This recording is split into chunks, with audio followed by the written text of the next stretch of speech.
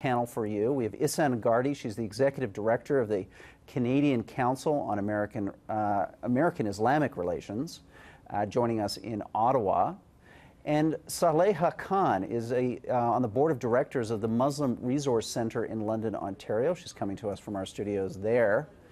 And here in studio with me is Wahida Valiante. She's the president of the Canadian Islamic Congress, and she is in, as I said, our studio. And Wahida, I want to begin with you and just ask, why do you think it was important that the Canadian Council on American Islamic Relations released this statement today condemning honor killings? It was endorsed by 37 Muslim groups across Canada. Why is that happening now? I think there are several reasons, but to save the time, I would just sort of summarize it for you. Mm-hmm. Community has been aware for domestic violence, not honor killing per se, because that is a title given whenever people feel like it, but domestic violence. And I'm a long-time worker, social worker in this field since 1980, so I should really know exactly. Most communities I know with domestic violence. So they were aware there has been a training. I personally have taken my organizations to train in domestic violence. But we never really publicly ever endorsed as a group, as a community, different organizations who work in the different areas, to come together and sort of say a united way, make a statement and say, from now on, we will be working together rather than in sort of a very small pockets. And perhaps that would be more effective in the long run, simply because there are mosques that are also involved where they have a captive audience really during the Friday prayers.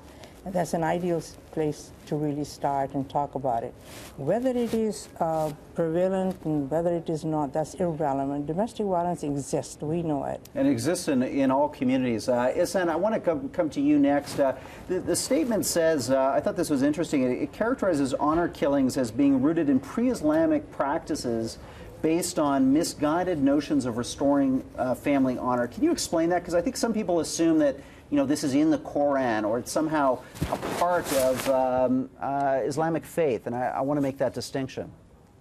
Oh, thank you, Rudyard, and you brought up an excellent point.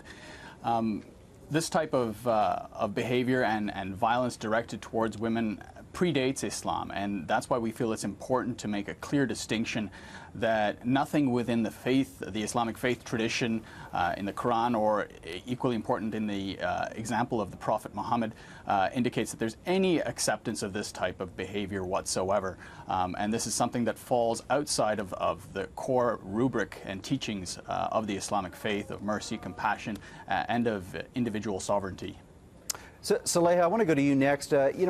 Can we do more? Is enough happening to prevent these acts of violence? Do we have the programs in place, or does there need to be a new push, a new focus on getting this information to the people who need to have their views changed? There's never enough being done when anything that deals with domestic violence or domestic-related violence or partner violence or family scenarios like this. There's never really enough. We know for a fact that as far as the Canadian context is concerned, and we are speaking within the Canadian context, every few minutes there is a woman that's assaulted. When you're talking about intimate partner abuse, we know that the larger number of women who do get murdered are actually murdered by their own intimate partners or their own family members. So that, unfortunately, is the reality that we're dealing with on as far as the grassroots level are concerned. In terms of what it is that we can do to reach the people who are the ones who do get targeted, the ones who are victimized the most, the family members, the community that is surrounding them, absolutely there's more that needs to be done. We need to have more outreach. We need to be able to connect more with various service organizations to let them know that there are certain other organizations that are out there, grassroots efforts and community organizations, as well as community members who are really actively involved in reaching out to all that are intended for this particular call to action that we've put together.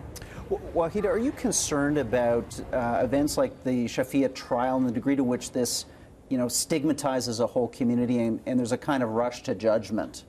Yeah, no, I think the most surprising thing is, and as I said, I'm a veteran in domestic violence, and I can tell you every community, they all had different excuses for killing their women or daughters or that. is that when there's a cross-examination and the person say, and they're listening to the tape and the man is saying is, oh, she disgraced the religion and Islam. The obvious question then being cross-examination is that, does your religion allow you to take life? Basically, that is the question that needs to be said. And if the answer, which answer will be no, then we need to move away from this idea that there is such thing as honor killing belongs to only so-called the Muslim community. This is such a misconception. And I wrote recently, we've been fighting over this issue that don't name domestic violence into that the man was crazy or he was drunk. Initially, when we started domestic violence, man was drunk. So out of drunk, but he couldn't control himself, the law would never punish that man because he was drunk. So we went through that. Then we came in, well, maybe it's a family violence, only happens between husband and a wife. No, it doesn't happen between husband and a wife only. And then we went on and on and on. And every years we sort of learned, we moved on. And now it's this issue of, I wish that the people would stick to the core of the issue, is the violence against women, particularly there is an imbalance of power. So that is an exercise of power and whatever. And some Muslims have a really disease. I don't know how to diagnose that. When they're doing something wrong, it always is, oh, my religion and that. Your Honor, basically, he has done and has committed a crime in the eyes of his religion is not allowed. There is no mention that he has a right to do so. So I think maybe perhaps community itself needs to really take an issue in terms of trying to educate themselves and outside that the use of the word honor killing must never be repeated. It is useless. It does nothing. I write on that constantly. We're just running out of time here. Ihsaan, I want to bring you in just for the last word here. This conservative government previously has singled out honor killing. It's used it, in words and statements, most notably by Jason Kenney, the now immigration minister. Is that helpful? Does that, move us in the right direction? That kind of high-level attention from a cabinet minister? Look, I want to pick up on what Wahida was saying earlier. Just moments left, so please be brief.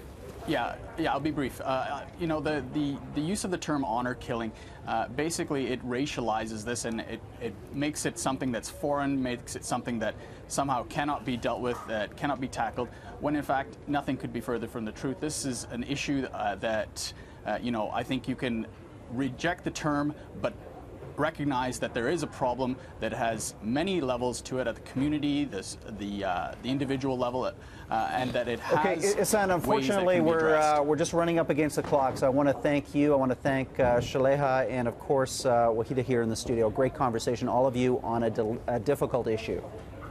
Thank you. Thank you. Thank you.